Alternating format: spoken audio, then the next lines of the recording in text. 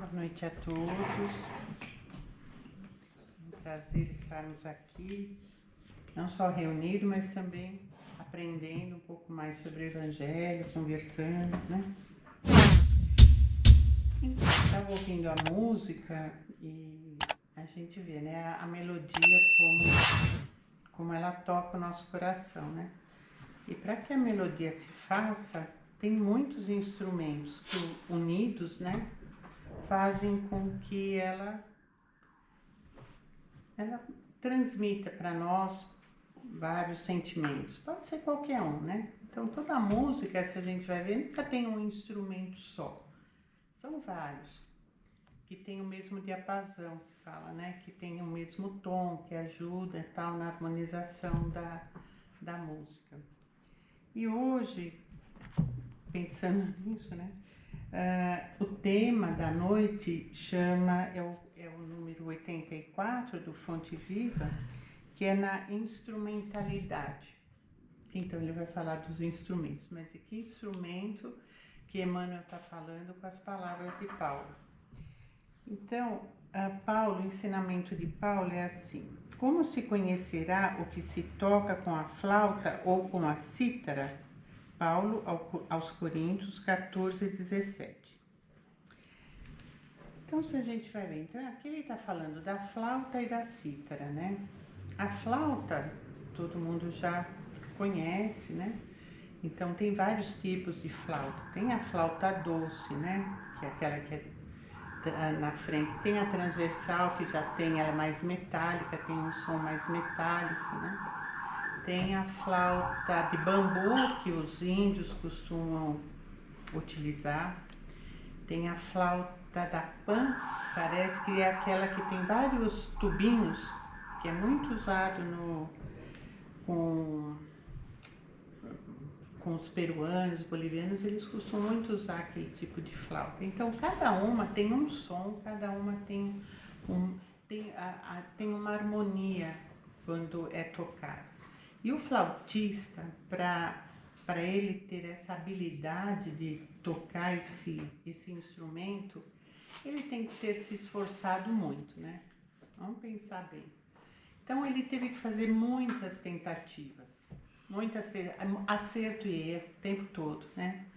E muita perseverança também para que ele pudesse, né? Para que ele consiga fazer daquele instrumento um som mais adequado, um som mais harmonioso.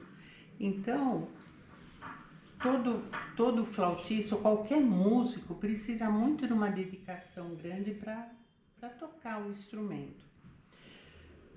E aí ele fala aqui também da cítara. A cítara é um outro instrumento que é um instrumento de corda, né? Que ela parece um pouco com harpa, mas ele é tocado na horizontal. Obrigada, Pedro.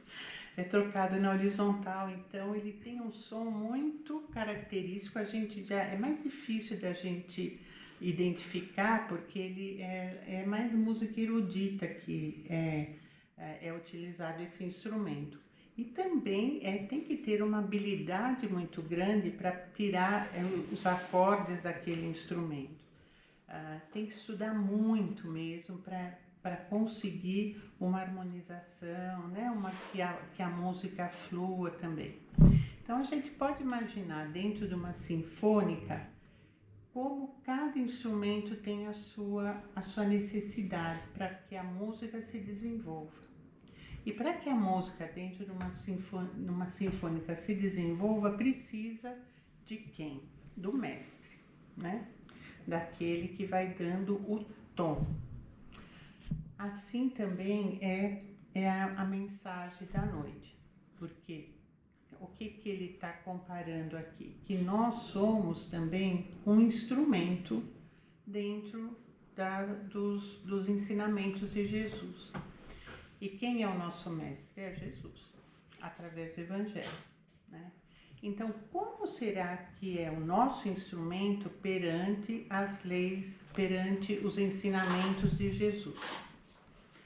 Então, aqui no desenvolvimento, ele fala assim, ó, só no primeiro parágrafo ele coloca: cada companheiro de serviço cristão deveria considerar-se instrumento nas mãos de Deus, nas mãos do Divino Mestre, a fim de que a sublime harmonia do Evangelho se faça irrepreensível para a vitória completa do bem.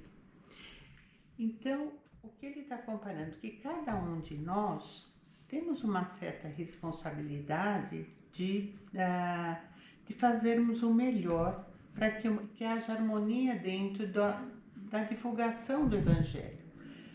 Então a gente sabe, né? Jesus sabia também, tinha consciência disso, que para a gente chegar à perfeição, a gente precisa, como o flautista, como o cítaro, né?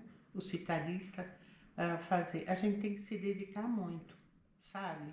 A gente comete erro e comete erro, se levanta, percebe, tenta modificar também, para que a gente possa ser também um discípulo de Jesus. Todos nós podemos ser um discípulo de Jesus, né? E para que isso, então ele coloca que tem muitos espíritas, muitas pessoas dedicadas ao espiritismo, que muitas vezes ela tem uma grande habilidade da fala, né? De fazer evangelho, enfim.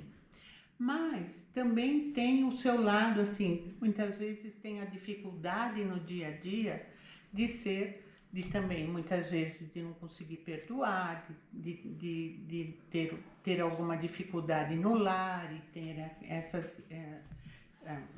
enfim, as suas imperfeições também.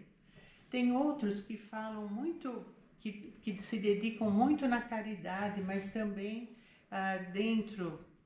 julgam muito as outras, em contrapartida, tem uma língua afiada dentro do julgamento das dificuldades dos outros. Por que isso? Porque todos nós estamos num processo evolutivo, né? E Jesus sabe disso, porque Jesus também, ele também foi criado simples e ignorante como nós. E ele também fez a sua trajetória de vida espiritual se tornando um espírito muito iluminado. Então, ele vem nos ensinar. Ele veio nos ensinar, olha, o caminho da perfeição e da verdadeira felicidade é esse daqui.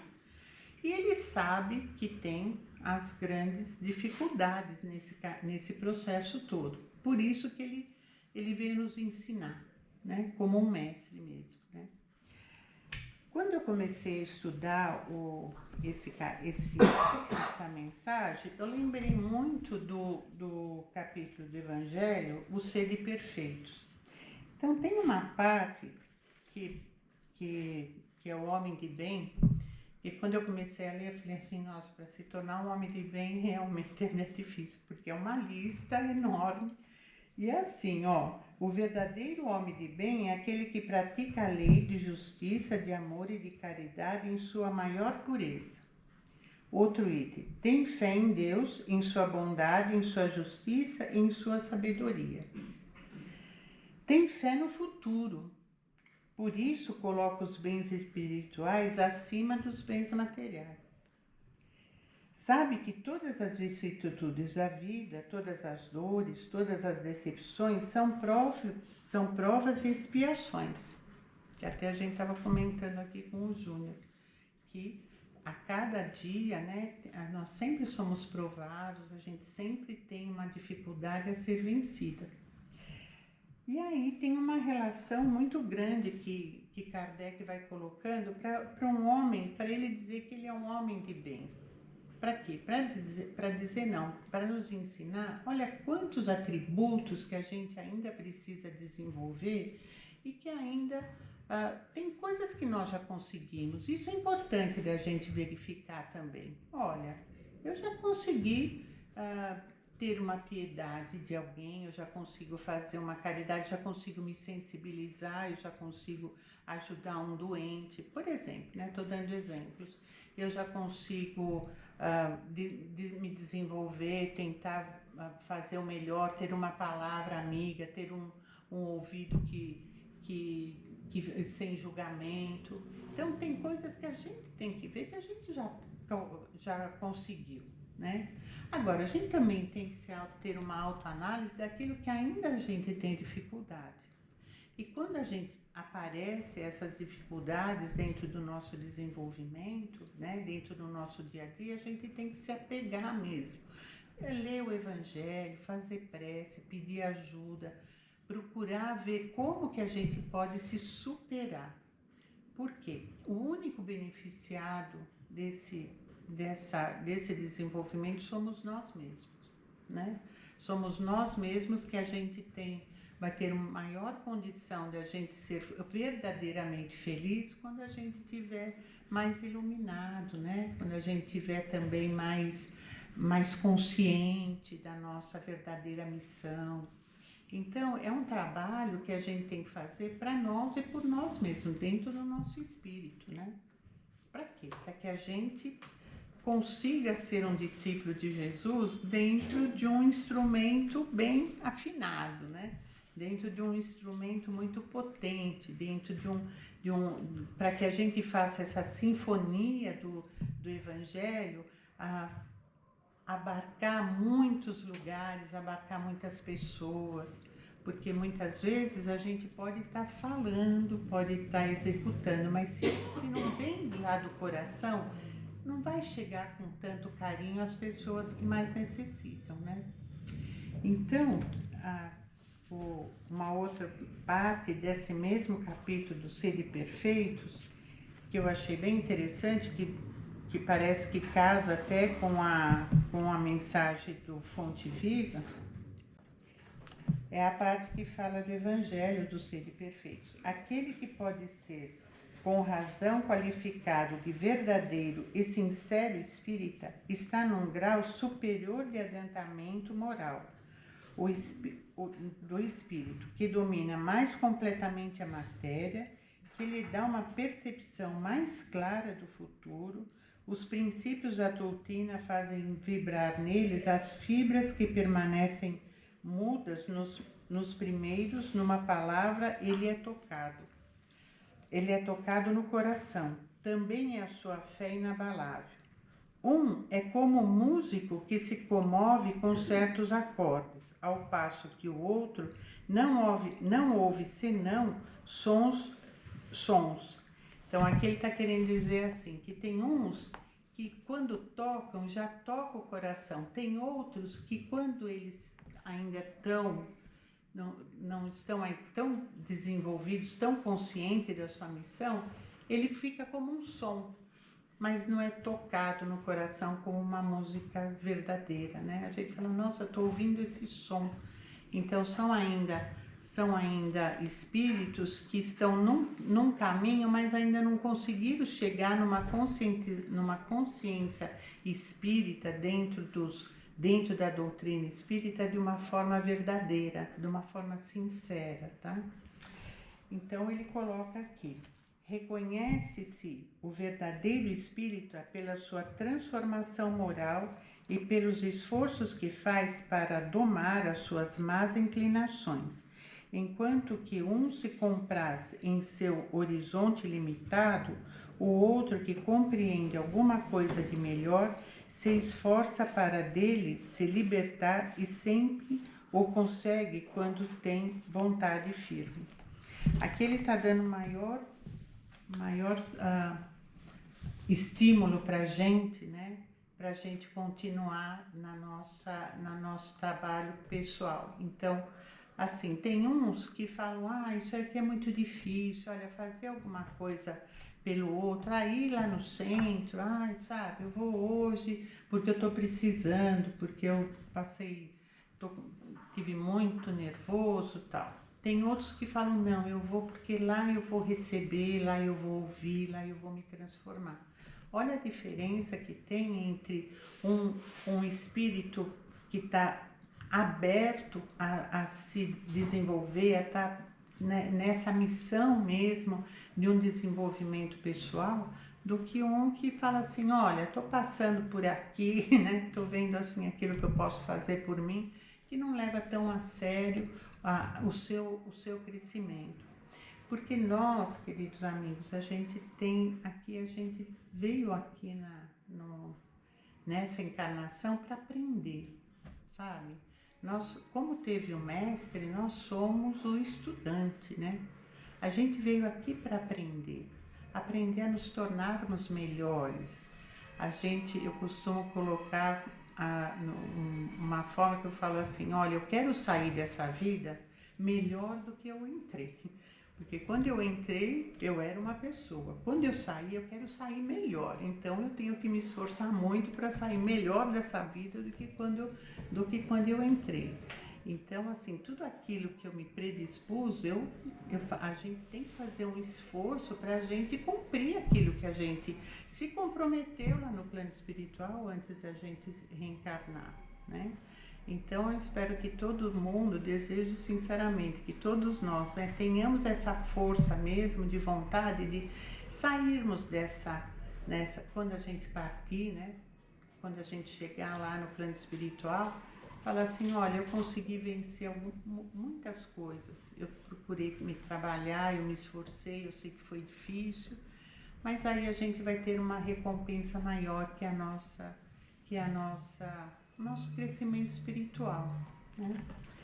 E como resumo, né, o ensinamento de Paulo, ele fala que o dom espiritual deve servir ao próximo, não ao próprio indivíduo. É isso que ele quis dizer aqui. Que quando a gente faz qualquer trabalho dentro da espiritualidade, a gente tem que pensar no próximo, não só em nós mesmos, né? Não só no nosso orgulho, na nossa vaidade, para demonstrar, olha, como eu sou legal, né? Por isso a gente tem que ter uma clareza na compreensão. A clareza na compreensão é essencial para que a gente possa ser claro para conosco mesmo, para que a gente possa ser claro para o próximo, né? Para que quando a gente faça qualquer movimento ligado ao amor ao próximo, que ele chegue ao próximo com verdade, sabe? Com poder, com uma razão, porque aí é uma transformação. Então, queridos amigos, eu acho que é isso, né, para a noite de hoje. Então, acho que é interessante se a gente puder ler essa página, que é muito bonita, inclusive, e ler também o Sede Perfeitos, né? Eu sei que para a gente ser perfeito mesmo, é uma trajetória. E aí a gente tem que se esforçar um pouquinho, porque esse é o caminho de todos nós. Que Jesus nos abençoe, que nos dê força, coragem, ilumine nosso pensamento, nosso coração, para a gente continuar na nossa jornada.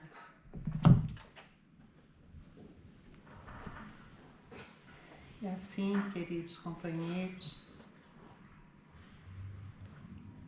muito honrados estamos essa noite por estarmos aqui, tentando trazer o nosso coração mais harmonia, tendo um propósito de vida mais feliz, mais harmonioso dentro do Evangelho de Jesus. Viemos até aqui essa casa por algum motivo. Se aqui estamos, é porque fomos chamados também. Então, que nós possamos essa noite receber tudo aquilo que o nosso coração veio em busca.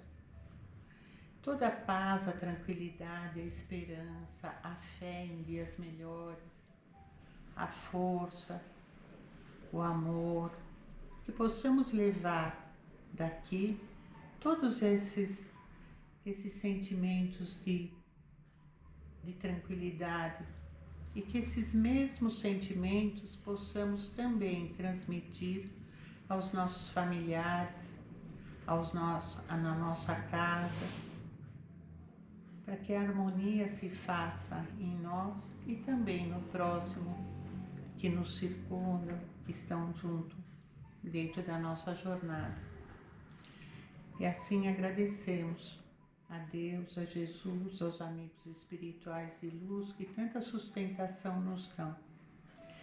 E vamos assim finalizar a mensagem de noite como forma de gratidão, orando a prece que o nosso Mestre nos ensinou. para trazermos mais paz e tranquilidade no coração.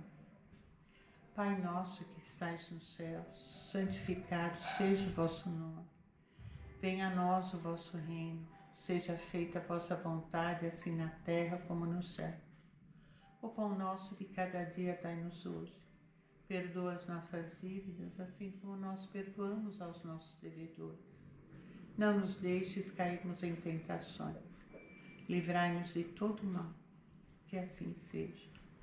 Que possamos seguir para os nossos lares, levando a paz e a tranquilidade no coração. Que assim seja.